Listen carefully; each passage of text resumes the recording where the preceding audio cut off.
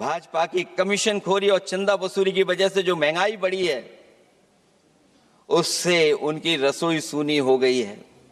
रही सही कसर सिलेंडर की, बेतहाशा बढ़ती कीमतों ने पूरा कर दिया है। ये अध्यक्ष महोदय, मैं इसलिए कह रहा था कि माननीय मंत्री सिलेंडर की याद दिला रहे थे। उन्होंने इज्जत घर को भी याद दिलाया,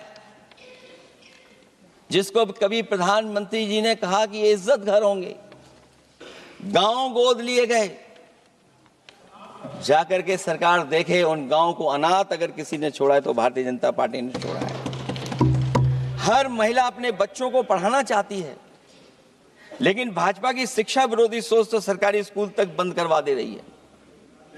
महिलाओं का दर्द क्या होता है, ये मेरठ के दुकानदारों के परिवार की महिलाओं की आंखों में आए आंसू भी बयां कर रहे हैं, और नोएडा की मजदूर और मेड के गले बयान भी कर रहे हैं।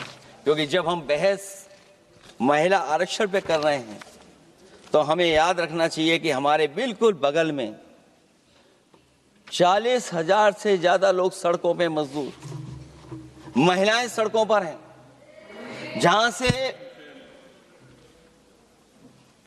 प्रभु श्री राम जो कभी हम लोगों ने स्क्रीन पे देखा था, वो चुन करके आए थे।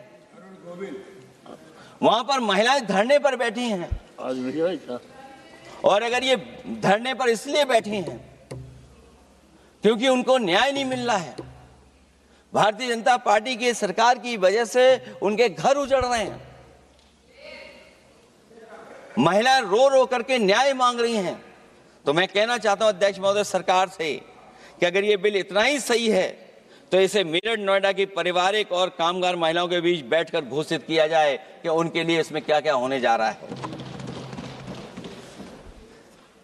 हम महिला आरक्षण के साथ हैं, पर उस भाजपाई चालबाजी के खिलाफ हैं जो एक साजिश के तहत की जा रही है। भाजपाई और उनके संगी साथी देश की सबसे बड़ी आबादी के वर्ग मतलब पिछड़े वर्ग की महिलाओं के बारे में चुप्पी साधे बैठे हैं।